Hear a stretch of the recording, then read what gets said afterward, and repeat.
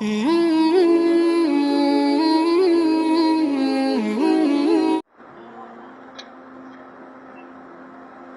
محترم دوستو، بزرگوں، عزیزو، نظام الدین میں صوبوں کی آمد کا مقصد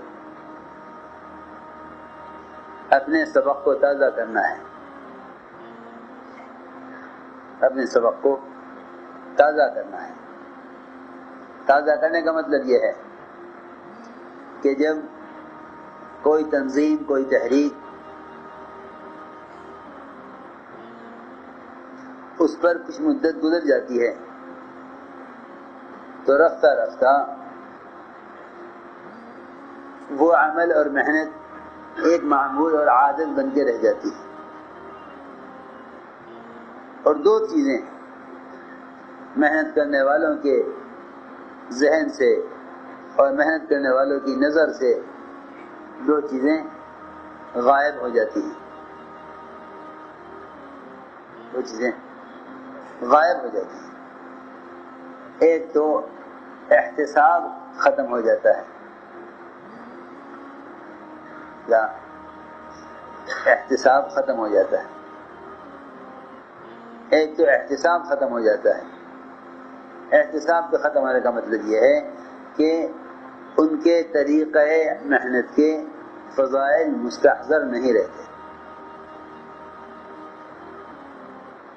طریقہ محنت کے فضائل مستحضر نہیں رہتے، جس کی وجہ سے کام کی ایک شکل بنی رہتی ہے، حقیقت نکل جاتی ہے۔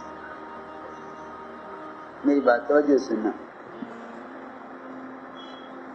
دوسری بات یہ ہے کہ جب کسی تنظیم یا کسی تحریک پر کچھ عرصہ گزر جاتا ہے تو ان کا اپنا طریقہ کار وہ حالات اور زمانے کے اعتبار سے بدل جاتا ہے۔ حالات اور زمانے کے اعتبار سے بدل جاتا ہے۔ میں تمہیں ایسی دکھ کی بات بتاؤں، جتنے بھی دین کے شعبے ہیں،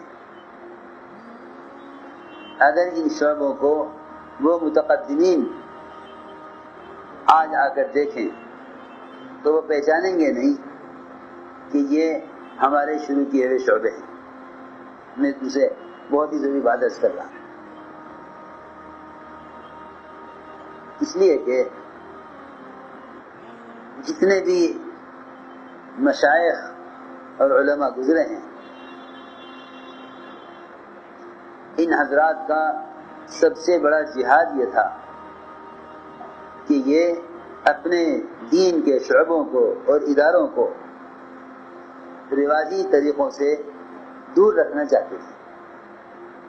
میں کیا تمہیں سناؤں بمبئی والوں کو۔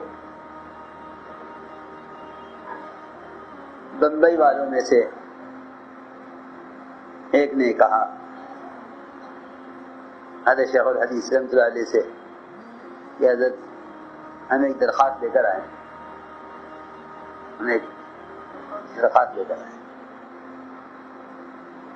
وہ یہ ہے کہ قرآن، حدیث، علم، فقہ سب سر آنکھوں پر، لیکن تھوڑی سی انگریزی داخل کر دیجئے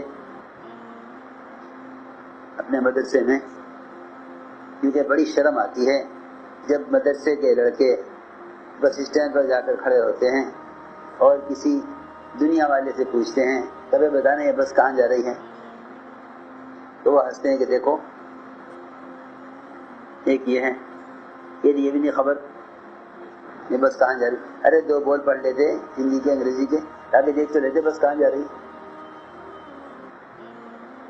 یہ حالت بڑی شرم آتی، اس لیے تھوڑی سی انگریزی مدرسے میں داخل ہو جائے تاکہ طلبہ اتنی انگریزی سیکھ لیں کہ وہ بس پہ لکھا ہوا نام پڑھنے کہ بھئی میرٹھ جا رہی، مظفر نگر جا رہی، زیاد آباد جا رہی، خانہ بھون جا رہی، کہاں جا رہی۔ نے فرمایا ہرگز نہیں، ہرگز داخل نہیں ہونے دیں، ہرگز نہیں۔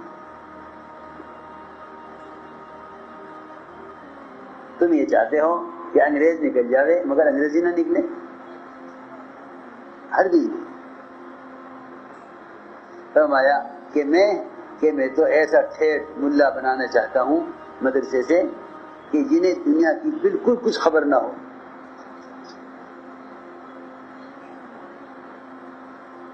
یہ تھا۔ ہاں میں نے تو یہ تمہیں ایک مثال دی ہے، ورنہ بڑی لمبے قصے ہیں۔ مستقل متقدمین کا جہاد تھا یہ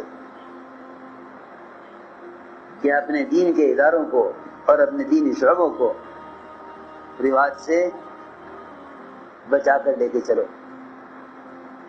کیونکہ کسی بھی دین کے شعبے کی روحانیت اور نورانیت وہ اس وقت تک باقی ہے جب تک وہ دین کا شعبہ صرف صحابہ کرام کے زمانے کے طریقے کے مطابق ہو۔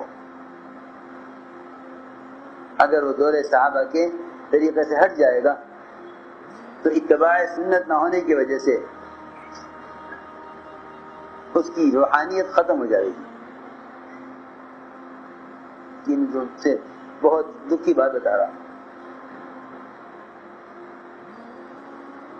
ہم سب جتنے بھی ہیں اللہ مجھے معاف فرمائے، نئے پرانے، سب کے سب رواج سے متاثر ہیں، رواج سے متاثر ہیں، اور ایسے متاثر ہیں رواج سے کہ یہ کہتے ہیں کہ اس کے بغیر اس زمانے میں چل ہی نہیں سکتے، اتنے رواج سے متاثر ہیں۔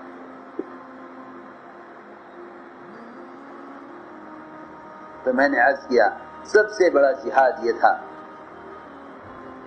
اس لیے عبداللہ بن مسعود فرمایا کہ رضی اللہ تعالیٰ عنہ کہ علم حاصل کرو متقدمین کے طریقے پر، اور متقدمین کون ہوں؟ وہ ان کے زمانے کے والوں سے نہیں کہا تھا، وہ اس زمانے والوں سے کہا تھا ہم سے کہ ہمیشہ آئندہ بھی علم متقدمین کے طریقے پر حاصل کرنا۔ تو میں ایک بات عرض کر رہا کہ جب کسی تحریک پر، کسی تنظیم پر، کسی کام پر ایک عرصہ گزر جاتا ہے تو رفتہ رفتہ اس کا طریقہ عمل سیرت سے ہٹتا چلا جاتا ہے۔ کیوں؟ اس لیے کہ جب وہ زمانے کے ساتھ چلتے ہیں تو زمانے کی رعایت کی وجہ سے اپنے اصولوں کو بدل دیتے ہیں۔ بھائی اس زمانے میں یہ نہیں ہو سکتا، یہ نہیں ہو سکتا تو یہ کر لو، یہ نہیں ہو سکتا تو یہ کر لو، یہ نہیں ہو سکتا تو یہ کر لو، یہ ایک ذہن ہے۔